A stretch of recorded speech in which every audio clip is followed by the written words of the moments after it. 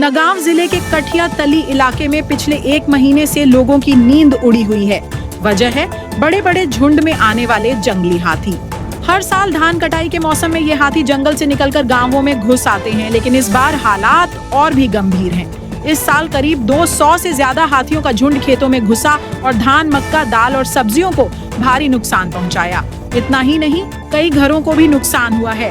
लोग रात भर डर के साए में जागते हैं, क्योंकि पता नहीं कब हाथी फिर लौट आए।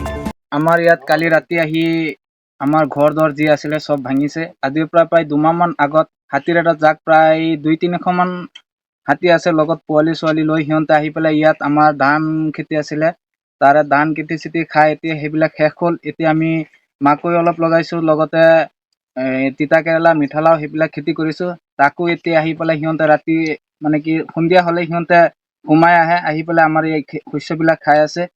লগতে আমি ইয়াতে 3-4টা পৰিয়াল আছো, তাৰে 3-4টা পৰিয়ালক কালি ঘপতকে আমি গম পোৱা নাই, আহি পেলাই হাতীৰ জাক এটা প্ৰায় 200-300 মান হাতী হ'ব, ৰাতি আহি পেলাই সোমাই গ'ল। সোমাই যাওঁতে আমি মানে কি ক'ৰবাত পেলাই ওলাই যাম মানে তেনেকে ৰাস্তা নাই, যেনে তেনে মানে কি আমি এনেকুৱা সৰু সৰু বাচ্চা লৈ ঘৰৰ পৰা যেনেকে আমি দৌৰি মানে কি ওলাই গৈছো, গৈ কিনে যেনে তেনে আমাৰ প্ৰাণটো বচাইছো। গতিকে আমি অসম চৰকাৰ আৰু প্ৰশাসনক এইটোৱে অনুৰোধ জনাম যে আমাৰ ইয়াত যাতে মানে কি আমি শান্তিতে অলপ থাকিব পাৰো, তাৰে অলপ মানে কি সুচিন্তা কৰে, যাতে তাৰে আমি আশাবাদী